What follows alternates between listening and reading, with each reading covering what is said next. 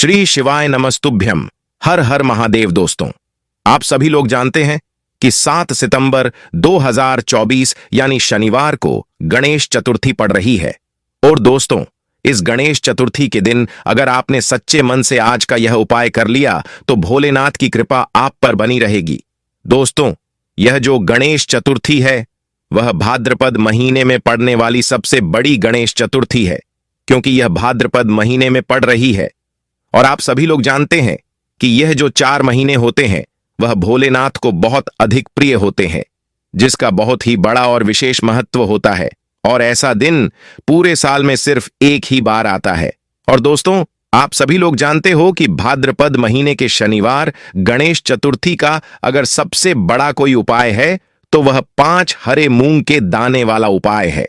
तो दोस्तों, इस भाद्रपद महीने के शनिवार गणेश चतुर्थी के दिन आप लोगों को इस 5 हरे मूंग के दाने वाले उपाय को जरूर करना है।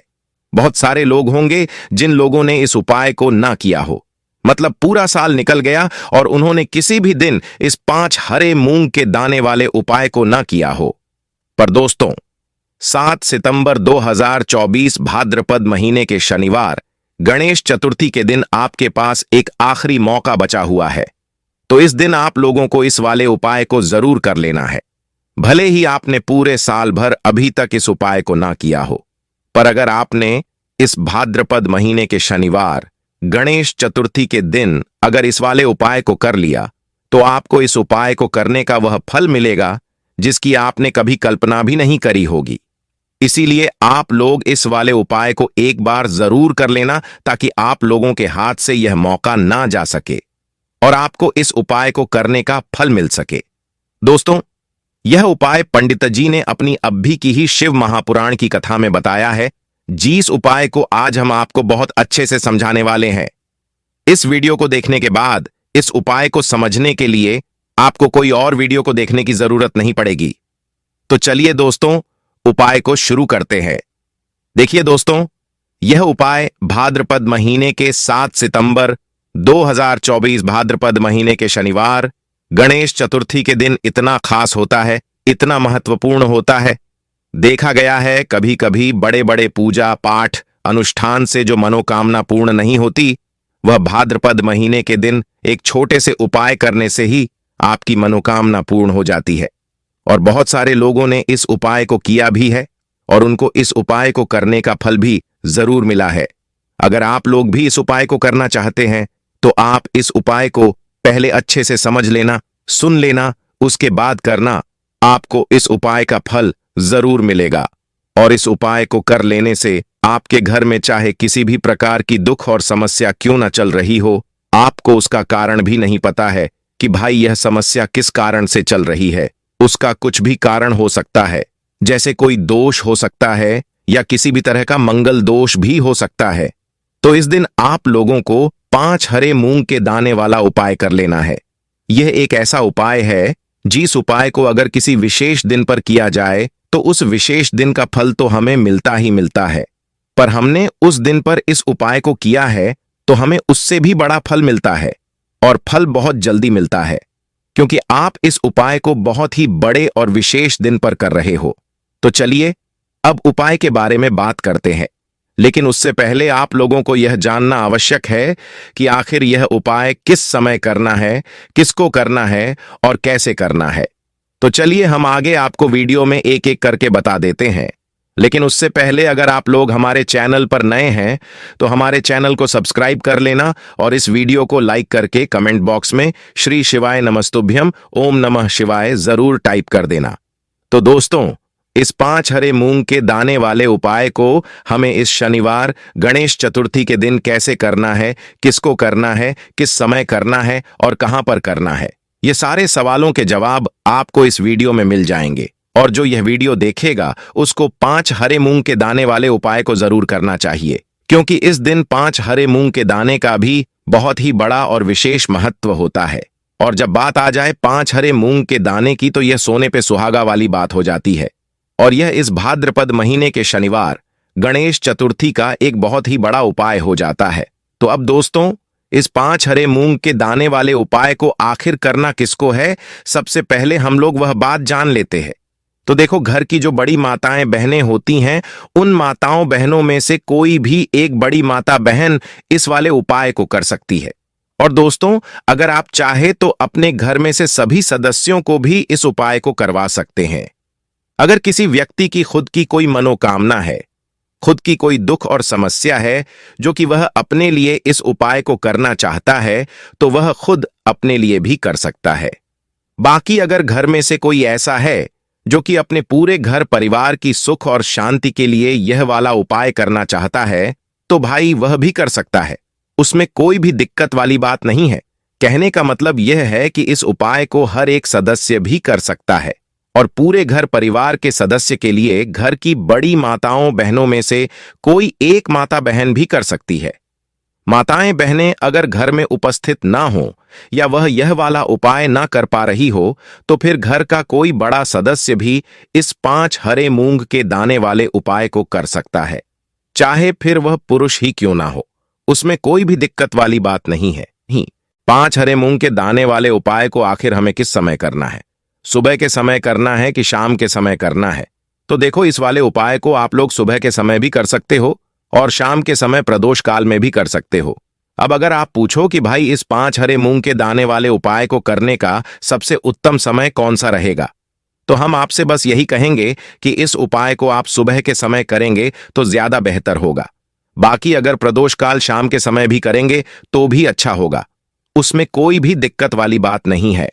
तो अब दोस्तों, जो अगली सबसे बड़ी और महत्वपूर्ण बात आती है वह यह आती है कि अगर सुबह हम इस उपाय को करेंगे तो हमें कितने बजे से लेकर कितने बजे तक के बीच में करना है, और शाम के समय प्रदोष काल में करेंगे तो हमें कितने बजे से लेकर कितने बजे के बीच में करना है। तो देखो, सुबह जितनी जल्दी हो सके आप उपाय को करने की कोशिश करना। बाकी अगर किसी कारणवश लेट भी हो जाओ, थोड़ी देर भी हो जाए, तो 10 या 12 बजे तक भी आप उपाय कर लेना, पर 12 बजे से ज्यादा देरी ना हो, इस बात का ध्यान रखना।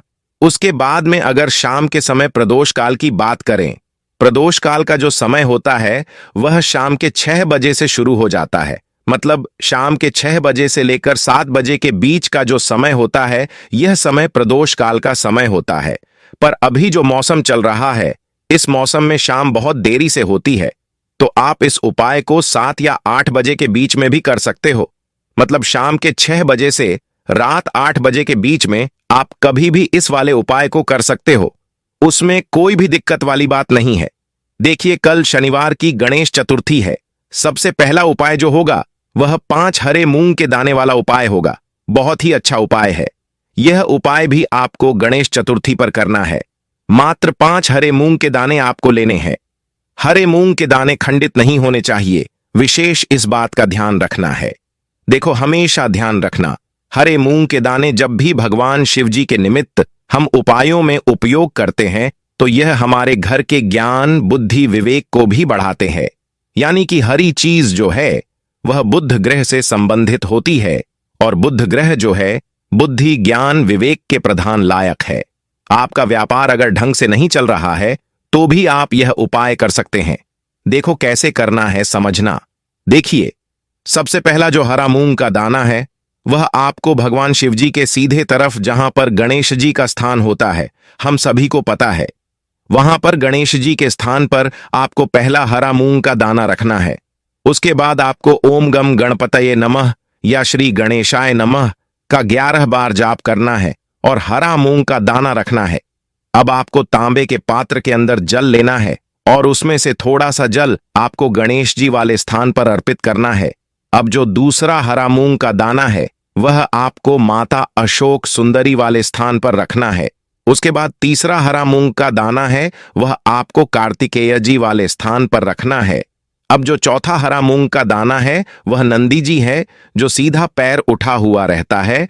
वहां पर अपनी कामना करते हुए आपको चौथा हरा मूंग का दाना नंदी जी के सीधे पैर के वहां पर अर्पित कर देना है। अब पांचवा हरा मूंग का दाना जल के पात्र के अंदर डालना और भगवान शिव जी के शिवलिंग पर बुद्धेश्वर महादेव के नाम से अर्पित कर देना। बस इतना सा उपाय करना है। आपके जीवन में अगर आपके बच्चे जो है बुद्धि, ज्ञान, विवेक की उन्हें कमी है, अगर बच्चे यह उपाय कर सकते हैं तो बहुत ही अच्छी बात है। व्यापारी भी यह उपाय कर सकते हैं, क्योंकि व्यापार की वृद्धि के लिए भी बुध ग्रह का मजबूत होना बहुत जरूरी होता है। तो इस प्रकार से यह उपाय आप कर सकते हैं। सुबह से लेकर के रात्रि तक जब आपकी इच्छा हो तब आप यह उपाय कर सकते हैं। यह हो गया पहला उपाय।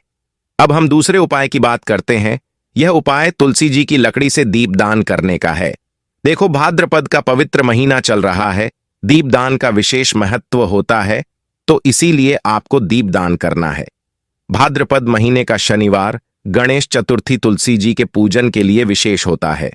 लेकिन आज का यह जो उपाय है वह सबसे ज्यादा सर्वश्रेष्ठ है। कहते हैं कि 1000 दीपक लगाने से अच्छा है एक दीपक लगाओ, लेकिन शुद्ध दीपक लगाओ। उसी प्रकार से हम 1000 दीपक नहीं लगाएंगे।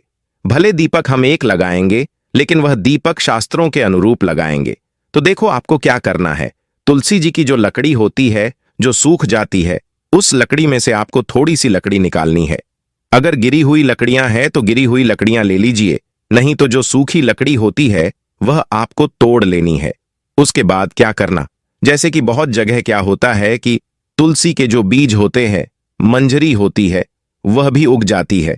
तो मंजरी आप निकाल लें और उसकी जो डंडी होगी उसका भी उपयोग आप कर सकते हैं। मात्र एक डंडी आपको लेनी है। अब यहां पर समझना, एक माटी का दीपक लेना, उसके अंदर घी भरना। अब यह जो लकड़ी है, लकड़ी के ऊपर आपको लंबी बाती होती है, उसको पूरी लपेटनी है। उसके बाद यह जो बाती है और जो लकड़ी है वह आपको घी में डुबो देनी है और इसका दीपक तैयार करना है। देखो, भाद्रपद महीने के शनिवार गणेश चतुर्थी पर तुलसी जी की लकड़ी का दीपक सबसे ज्यादा सर्वश्रेष्ठ माना जाता है। कहते हैं कि इससे जन्म जन्मांतर के पाप नष्ट हो जाते हैं। करना क्या है, आपको यह दीपक आपके घर में भगवान विष्णु के फोटो के सामने अर्पित करना है। देखिए, भगवान विष्णु की फोटो हो या भगवान विष्णु के जो भी अवतार है, उनके सामने भी आप यह दीपक प्रज्वलित कर सकते हैं। आज तुलसी जी की लकड़ी के दीपक का जो उजाला है, जो प्रकाश है, वह भगवान विष्णु के ऊपर पड़ना चाहिए। अगर इस प्रकार से आप दीपक लगाते हैं, भगवान विष्णु की इस दीपक से आप आरती करते हैं, तो आपकी आत्मा को वापस से पृथ्वी पर जन्म नहीं लेना पड़ता। जो भी दीपक यह लगाता है, उस आत्मा का गोलोक धाम में जन्म होता है और जन्म जन्मांतर के पाप होते हैं वह नष्ट हो जाते हैं। पूज्य पंडित जी कहते हैं कि स्कंद पुराण का जो सावन खंड है उसमें वर्णित है 24 प्रकार के दीपक का दान भाद्रपद महीने में करना चाहिए। और 24 प्रकार में से सबसे ज्यादा करण सर्वश्रेष्ठ दीपक जो बताया गया है वह इसी प्रकार का है। यह जो दीपक है वह आपको तुलसी जी की लकड़ी से तैयार करना है। यह दीपक भगवान विष्णु के सामने रखना होगा। उसके बाद ओम नमो भगवते वासुदेवाय का कम से कम 108 बार जाप करें। देखो, भाद्रपद महीने में ओम नमो भगवते वासुदेवाय का जाप करने मात्र से महालक्ष्मी बहुत प्रसन्न होती है, तो विशेष ध्यान रखना। यह उपाय आपको कल के दिन शनिवार गणेश चतुर्थी पर करना है। यह जो दीपक है, या तो आप सूर्योदय के पहले जला लीजिए या तो आप सूर्यास्त के बाद जला लीजिए। दिन में आपको नहीं जलाना है। शनिवार गणेश चतुर्थी पर आप लकड़ी निकाल सकते हैं और रात में आप यह उपाय कर सकते हैं, लेकिन दिन में दीपक को प्रज्वलित नहीं करना है। अगर आप कर भी दोगे ना तो उसका कोई फायदा नहीं होने वाला है, क्योंकि भाद्रपद महीने में दीपदान का रात्रि में ही विशेष महत्व होता है। देखो, चूक मत जाना, क्योंकि चूक जाओगे तो फिर अगले साल नंबर आएगा। इसीलिए भाद्रपद महीने की शनिवार गणेश चतुर्थी है। इस उपाय को जरूर करना है। यह हो गया दूसरा उपाय। अब हम तीसरे और अंतिम उपाय की बात करते हैं। यदि आपके घर में आपके जो बच्चे हैं वह पढ़ाई लिखाई में कमजोर है, तो आप यह उपाय कर सकते हैं। यदि आपके जीवन में बहुत ज्यादा उदासी है, यानी कि आपका किसी भी कार्य में मन नहीं लगता है, आप सुस्त रहते हैं, या घर का कोई भी ऐसा व्यक्ति है जो सुस्त रहता हो, जिसके जीवन में बहुत ज्यादा समस्या है, चाहे व्यापार से जुड़ी कोई समस्या है, चाहे पढ़ाई लिखाई से जुड़ी कोई समस्या है, चाहे घर संबंधित कोई समस्या है, तो वह सारी समस्या को भी दूर करने के लिए, साथ ही साथ जो लोग उदास रहते हैं, जिनमें शक्ति नहीं है, तेज नहीं है, प्रकाश पुंज नहीं है, यानी कि कुछ भी उनको अच्छा नहीं लगता है, अगर रोग से ग्रसित हो तो उन लोगों को भी यह उपाय करना चाहिए। देखो, यह तीसरा उपाय बहुत ही अच्छा सा उपाय है। आपको क्या करना है, एक तांबे का पात्र लेना है, तांबे के पात्र के अंदर जल डालना है और उसी जल के अंदर आपको एक गुड़ का टुकड़ा डालना है। अब देखो, आप तांबे के पात्र के अंदर गुड़ का प्रयोग कर सकते हैं। अब आपको यह पत्र को लेकर सबसे पहले आंकड़े के पेड़ के वहां पर जाना है और आंकड़े की जड़ में ओम गम गणपतये नमः या श्री गणेशाय नमः का जाप करते हुए गुण मिश्रित जल आपको आंकड़े के पेड़ की जड़ में थोड़ा सा अर्पित कर देना है। आधा लोटा जल आप वहां पर अर्पित करेंगे और देखिए, आधा लोटा जल और बचा हुआ है। अब उस आधे लोटे जल को लेकर आपको भगवान शिव जी के मंदिर में आना है और भगवान शिव जी के शिवलिंग पर आपको अर्पित कर देना है। श्री शिवाय नमस्तुभ्यम का जाप करते हुए आपके जीवन की कोई भी परेशानियां है, कोई भी विपदा है, उसका स्मरण करना और भगवान से प्रार्थना करनी है कि यह सारी परेशानियां दूर हो जाएं। देखिए, यह जो उपाय आप करोगे तो विशेष ध्यान रखना, जो आंकड़े का पेड़ होगा वह पूजनीय पेड़ होना चाहिए, यानी कि जो मंदिर में लगे रहते हैं, जिनकी लोग पूजा करते हैं, वह आंकड़े के पेड़ के वहां पर जाकर के आपको यह पूजा करनी है। हो सके तो पुराना जो प्राचीन आंकड़े का पेड़ होता है वहां पर जाकर यह उपाय करना। तो देखो, यह बहुत ही अच्छा सा उपाय था। आपकी जो भी परेशानियां हैं वह आपको आंकड़े के पेड़ के वहां पर गजानंद यानी कि भगवान श्री गणेश जी से आपको बोलनी है। साथ ही साथ वही परेशानी आपको महादेव के मंदिर में जाकर के भगवान शिव जी से भी बोलनी है। तो ये हो गया शनिवार गणेश चतुर्थी के दिन का तीसरा उपाय। हमने आपको आज के इस वीडियो में 3 विशेष उपाय बताए हैं। तीनों में से जो भी उपाय आपको करना है वह उपाय आप कर सकते हैं। विशेषकर तुलसी जी की लकड़ी का दीपदान वाला उपाय तो करना ही करना है। तो दोस्तों, यह थे पूज्य पंडित जी द्वारा बताए गए कुछ बहुत ही खास उपाय। अगर आपको जानकारी अच्छी लगी हो तो वीडियो को लाइक और चैनल को सब्सक्राइब करें। मिलते हैं फिर एक नए वीडियो के साथ। हर हर महादेव। ओम नमः शिवाय।